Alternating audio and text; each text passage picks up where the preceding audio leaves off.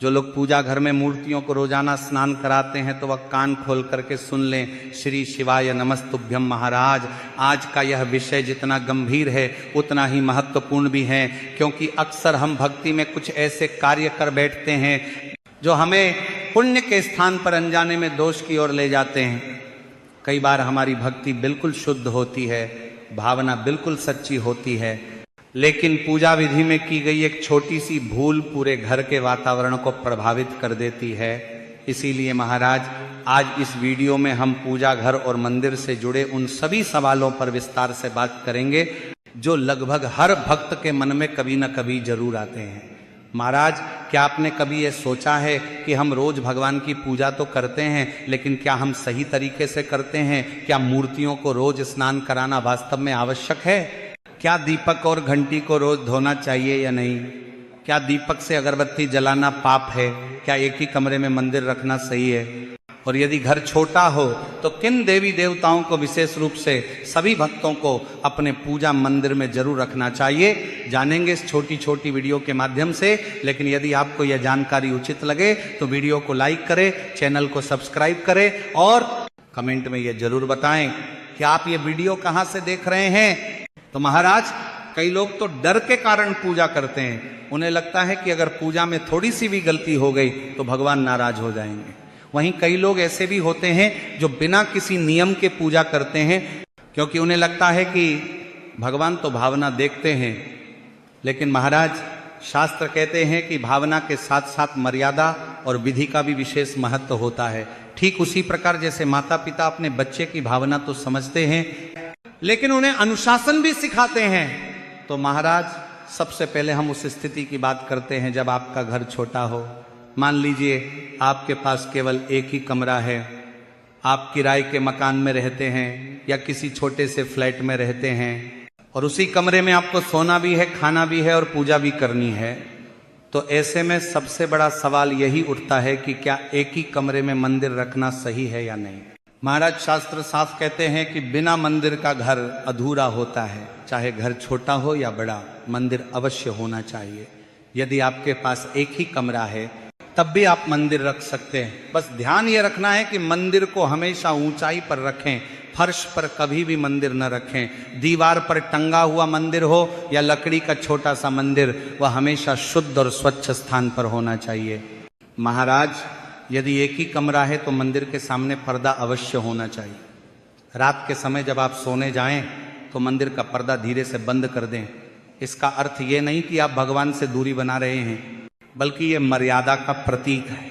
दिन में पूजा के समय पर्दा खोलिए, श्रद्धा से भगवान का स्मरण कीजिए और फिर रात्रि में विश्राम से पहले पर्दा बंद कर दीजिए। अब महाराज, अगला सवाल ये उठता है कि यदि पूजा घर छोटा हो तो किन देवी देवताओं को रखना चाहिए? क्योंकि कई बार लोग हर मंदिर, हर तीर्थ से मूर्तियां और तस्वीरें तो ले आते हैं, लेकिन फिर उनकी अच्छे से पूजा अर्चना नहीं कर पाते हैं। ऐसे में महाराज, यदि आपका पूजा घर छोटा है तो शास्त्रों के अनुसार पंचदेवों का पूजन सबसे उत्तम माना गया है। यानी ऐसे 5 देवता जिनके पूजन से सभी देवी देवताओं का आशीर्वाद स्वतः प्राप्त हो जाता है। इनमें सबसे पहले आते हैं भगवान गणेश। बिना गणेश जी के पूजन के कोई भी कार्य पूर्ण नहीं माना जाता, इसलिए आपके मंदिर में गणेश जी की प्रतिमा या तस्वीर अवश्य होनी चाहिए। इसके बाद भगवान शिव महाराज शिव जी ऐसे देवता हैं जो शीघ्र प्रसन्न भी होते हैं और शीघ्र कृपा भी करते हैं। शिव जी को घर के मंदिर में रखना अत्यंत शुभ माना गया है, लेकिन विधि का ध्यान रखना बहुत आवश्यक है, जिसकी चर्चा हम आगे करेंगे। तीसरे हैं भगवान विष्णु।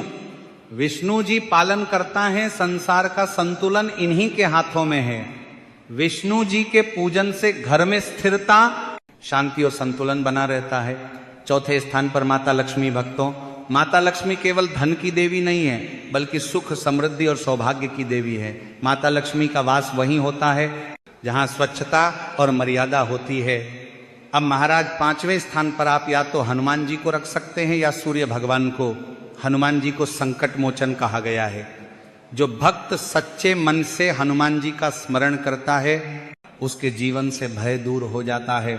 वहीं सूर्य देव जीवन की ऊर्जा है। यदि आप नियमित रूप से सूर्य देव को जल अर्पित करते हैं तो शरीर और मन दोनों में सकारात्मकता बनी रहती है। अब महाराज यदि आपका मंदिर छोटा है अब तो इन्हीं 5 देवताओं तक सीमित रहना ही सबसे अच्छा होता है। इससे आपकी पूजा भी सरल रहेगी और नियमित भी।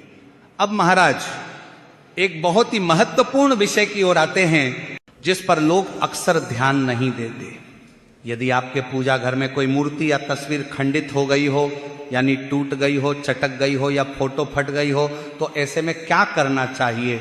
तो महाराज शास्त्रों के अनुसार खंडित मूर्ति या फटी हुई तस्वीर को पूजा घर में रखना शुभ नहीं माना जाता। ऐसा इसलिए नहीं कि भगवान नाराज हो जाते हैं, बल्कि इसलिए कि खंडित वस्तु नकारात्मक ऊर्जा को आकर्षित करती है।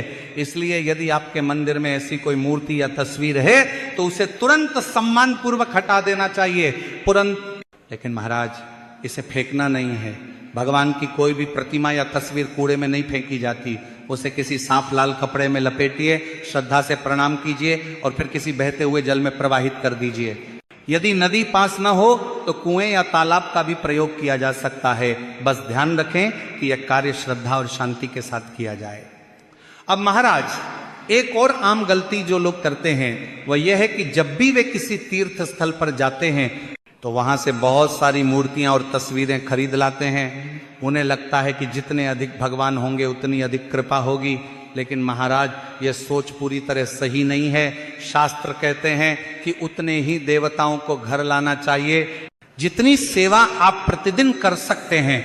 यदि आप रोज पूजा नहीं कर पाएंगे तो धीरे धीरे आपके मन में अपराध बोध आएगा और पूजा से दूरी बनने लगेगी। इसलिए तीर्थ स्थल से वही प्रतिमा या तस्वीर लाएं जिनका आप नियमित पूजन कर सकें। इसी के साथ महाराज अगला सवाल यह आता है कि प्रतिदिन की पूजा कैसे करें, विशेषकर उन लोगों के लिए जो नौकरी करते हैं, जिनके पास समय बहुत कम होता है। क्या बिना लंबी पूजा के भी भगवान प्रसन्न हो सकते हैं? तो महाराज भगवान समय नहीं भावना देखते हैं। यदि आपके पास समय कम है तो भी आप बहुत सरल विधि से पूजा कर सकते हैं। प्रतिदिन सुबह उठकर सबसे पहले भगवान गणेश का स्मरण कीजिए। गणेश जी को थोड़ा सा जल अर्पित कीजिए, यानी कि जल का छींटा दीजिए। इसके बाद दीपक जलाइए, धूप दिखाइए और मन ही मन भगवान से प्रार्थना कीजिए। अब महाराज ये आवश्यक नहीं कि रोज लंबी आरती ही की जाए। यदि समय हो तो बहुत अच्छा, लेकिन यदि समय न हो तो दीपक को भगवान के सामने 5 या 7 बार घुमा देना भी आरती के समान ही फल देता है। अब महाराज इसी क्रम में हम पूजा की विधि और उन नियमों की बात करेंगे जिनका पालन न करने से पूजा धीरे धीरे बोझ बन जाती है और जिनका सही तरीके से पालन करने से पूजा आनंद और शांति का कारण बनती है। तो महाराज जब हम प्रतिदिन पूजा करने बैठते हैं तो सबसे पहली बात जो ध्यान में रखनी चाहिए वह यह है कि पूजा दिखावे के लिए नहीं, आत्मिक शुद्ध के लिए होती है। कई लोग ये सोचते हैं कि जितनी ज्यादा वस्तुएं होंगी, जितनी ज्यादा क्रियाएं होंगी, पूजा उतनी ही प्रभावशाली होगी। लेकिन शास्त्र कहते हैं कि पूजा की शक्ति उसकी सरलता में छुपी होती है। अब महाराज बात करते हैं उन घरों की जहां पूजा घर थोड़ा बड़ा होता है और जहां लोग नियमित सेवा कर सकते हैं। ऐसे घरों में अक्सर शिवलिंग और लड्डू गोपाल जी की स्थापना की जाती है। ये दोनों ही अत्यंत पवित्र स्वरूप हैं, लेकिन इनकी सेवा में विशेष सावधानी आवश्यक होती है, क्योंकि यदि आपके पूजा घर में शिवलिंग है तो ये बहुत ही सौभाग्य की बात है। शिवलिंग को प्रतिदिन जल अर्पित करना अत्यंत आवश्यक माना गया है, लेकिन इसका अर्थ यह नहीं कि घंटों अभिषेक किया जाए। साधारण शुद्ध जल से 1 लोटा जल चढ़ाना भी पर्याप्त होता है। भोलेनाथ भावना से प्रसन्न होते हैं, अधिक दिखावे की उन्हें आवश्यकता नहीं होती है। अब महाराज ध्यान रखने वाली सबसे महत्वपूर्ण बात यह है कि घर के मंदिर में शिवलिंग हमेशा छोटा होना चाहिए। अंगूठे से बड़ा शिवलिंग घर के अंदर शुभ नहीं माना गया है। बड़े शिवलिंग की स्थापना मंदिरों के लिए उपयुक्त होती है, घर के लिए नहीं। इसलिए यदि कोई भक्त घर में शिवलिंग रखना चाहता है तो छोटा और साधारण शिवलिंग ही रखें। इसी प्रकार लड्डू गोपाल जी की सेवा भी बहुत विशेष मानी गई है। लड्डू गोपाल जी बाल स्वरूप हैं और बालक की तरह उनकी देखभाल की जाती है। उन्हें प्रतिदिन स्नान कराना, वस्त्र बदलना और भोग लगाना सेवा का हिस्सा होता है। इसलिए वही भक्त लड्डू गोपाल जी को घर में रखें जो प्रतिदिन यह सेवा पूरे मन से कर सकें। एक बहुत महत्वपूर्ण नियम यहां समझने वाला है। शिवलिंग और लड्डू गोपाल जी को पूजा घर में बिल्कुल पास पास नहीं रखना चाहिए। दोनों की पूजा विधि अलग अलग होती है और दोनों की ऊर्जा भी अलग होती है, इसलिए पूजा घर में इनके बीच थोड़ी दूरी अवश्य होनी चाहिए। ये दूरी संतुलन बनाए रखने के लिए आवश्यक होती है। अब महाराज, कई लोग ये सोचते हैं कि क्या सभी देवी देवताओं को रोज स्नान कराना जरूरी है? यहाँ पर एक बहुत बड़ा भ्रम दूर करना आवश्यक है। शास्त्रों के अनुसार सभी मूर्तियों और तस्वीरों को प्रतिदिन स्नान कराने की आवश्यकता नहीं होती। केवल कुछ विशेष स्वरूप ऐसे हैं जिनका अभिषेक आवश्यक माना गया है, जैसे शिवलिंग, शालिग्राम जी और लड्डू गोपाल जी। इसके अलावा अन्य देवी देवताओं की तस्वीरों या मूर्तियों को केवल जल का हल्का सा छींटा देना या फूल अर्पित करना ही पर्याप्त होता है। कई लोग मूर्तियों को उठाकर पानी से धोते हैं, जिससे मूर्ति के खंडित होने का खतरा भी रहता है, इसलिए सावधानी बहुत जरूरी है। अब महाराज, दीपक की बात करते हैं, क्योंकि दीपक पूजा का केंद्र होता है। दीपक केवल प्रकाश का साधन नहीं है तो बल्कि यह ज्ञान और चेतना का प्रतीक है। इसीलिए दीपक से जुड़ी छोटी छोटी बातें बहुत महत्व रखती हैं। सुबह की पूजा के समय दीपक को जल से धोना उचित माना गया है। इसका कारण यह है कि रात्रि की ऊर्जा को हटाकर नए दिन की शुद्धता को आमंत्रित किया जाए। इसलिए सुबह दीपक को धोकर उसमें नई बाती और तेल या घी डालकर दीपक जलाना चाहिए। लेकिन शाम के समय दीपक को जल से धोना उचित नहीं माना गया है। शाम को केवल सुबह की जली हुई बाती को निकालकर दीपक को उंगली से साफ किया जाता है और उसी दीपक में शाम का दीपक जलाया जाता है। यह नियम बहुत कम लोग जानते हैं, लेकिन इसका पालन करने से पूजा की शुद्धता बनी रहती है। अब महाराज, दीपक के प्रकार की बात करें तो पूजा घर में हमेशा पीतल, तांबा, चांदी या मिट्टी का दीपक ही रखना चाहिए। कांच और स्टील के दीपक पूजा के लिए शुभ नहीं माने गए हैं। पीतल का दीपक सबसे उत्तम माना जाता है, क्योंकि ये ऊर्जा को धारण करने की क्षमता रखता है और आसानी से शुद्ध भी किया जा सकता है। अब महाराज, इसी के साथ कभी कभी अगरबत्ती जलाने के लिए माचिस उपलब्ध नहीं होती या गीली हो जाती है। ऐसे में लोग दीपक से अगरबत्ती जला लेते हैं, तो महाराज इसमें कोई दोष नहीं माना जाता। दीपक से अगरबत्ती जलाना पूरी तरह स्वीकार्य है, लेकिन एक बात का विशेष ध्यान रखना चाहिए, दीपक से दूसरा दीपक जलाना उचित नहीं माना गया है। शास्त्रों में बताया गया है कि ऐसा करने से घर के वातावरण में अशांति आ सकती है। आप चाहे जितने दीपक जलाएं, लेकिन हर दीपक को अलग से जलाने का प्रयास करें। इसी के साथ महाराज, जलते हुए दीपक को कभी भी फूंक मारकर नहीं बुझाना चाहिए।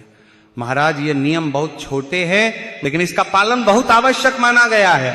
अब महाराज, पूजा घर में जल रखने की परंपरा की बात करते हैं। पूजा घर में प्रतिदिन 1 लोटा जल रखना बहुत शुभ माना गया है। इसका अर्थ यह है कि मंदिर खाली नहीं रहना चाहिए। जल के साथ एक फूल डालकर उसे ढककर रखें। अगले दिन उस जल को किसी पौधे में डाल सकते हैं, घर के मुख्य द्वार पर छिड़क सकते हैं या प्रसाद के रूप में उपयोग कर सकते हैं। लेकिन एक बात का विशेष ध्यान रखें, उस जल को कभी भी तुलसी जी के पौधे में न डालें, यह शास्त्रों में वर्जित बताया गया है। अब महाराज, पूजा घर में शंख का स्थान भी बहुत पवित्र माना गया है। शंख को केवल एक वस्तु समझकर नहीं रखना चाहिए। शास्त्रों में शंख को भगवान विष्णु का स्वरूप माना गया है। इसलिए यदि आपके पूजा घर में शंख है तो उसकी भी सेवा उतनी ही श्रद्धा से करनी चाहिए जितनी अन्य देवताओं की। शंख को कभी भी सीधे नीचे फर्श पर नहीं रखना चाहिए, उसे हमेशा किसी आसन या कपड़े पर ही रखना चाहिए। प्रतिदिन सुबह शंख में शुद्ध जल भरना चाहिए और यदि संभव हो तो उसमें एक फूल भी डाल देना चाहिए। जिन भक्तों के पास तुलसी दल उपलब्ध हो वे शंख पर तुलसी पत्र अवश्य चढ़ाएं। तुलसी माता और भगवान विष्णु का संबंध अत्यंत पवित्र माना गया है, इसलिए शंख पर तुलसी दल अर्पित करना बहुत शुभ फल देता है। महाराज, अब बात करते हैं भोग की। कई लोग इस विषय में बहुत भ्रम में रहते हैं कि क्या हर देवता के लिए अलग अलग भोग लगाना आवश्यक है या नहीं। सामान्य दिनों में सभी देवी देवताओं के लिए एक ही भोग पर्याप्त माना गया है। थोड़ी सी मिश्री, फल या जो भी घर में सहज उपलब्ध हो वही भोग के रूप में अर्पित किया जा सकता है। भोग की मात्रा नहीं, भावना महत्वपूर्ण होती है। इसी के साथ विशेष अवसरों पर जैसे एकादशी, पूर्णिमा या किसी व्रत के दिन आप चाहें तो विष्णु भगवान और हनुमान जी के लिए अलग से भोग लगा सकते हैं। और भोग लगाते समय घंटी बजाना बहुत शुभ माना गया है। घंटी की ध्वनि से वातावरण शुद्ध होता है और मन एकाग्र होता है, लेकिन घंटी बजाने का अर्थ यह नहीं कि बहुत तेज या लंबे समय तक बजाया जाए। हल्की और मधुर ध्वनि ही पर्याप्त होती है। अब महाराज एक बात का विशेष ध्यान रखना चाहिए, एक बार चढ़ाए गए फूलों को दोबारा धोकर फिर से नहीं चढ़ाना चाहिए। फूल एक बार अर्पित हो जाते हैं तो वे पुनः प्रयोग के योग्य नहीं रहते। हाँ, बेलपत्र को आप धोकर दोबारा अर्पित कर सकते हैं, यह विशेष रूप से शिव जी के पूजन में मान्य है। अब महाराज दीपक की बाती से जुड़ा एक और नियम जानना आवश्यक है। प्रतिदिन पूजा के बाद जो जली हुई या बची हुई बातियां रह जाती हैं, उन्हें इधर उधर नहीं फेंकना चाहिए, उन्हें किसी एक पात्र में एकत्र करते रहें। जब बातियां अधिक हो जाएं तो उन्हें एक साथ जला देना चाहिए। ऐसा करना शुद्धता और सम्मान दोनों का प्रतीक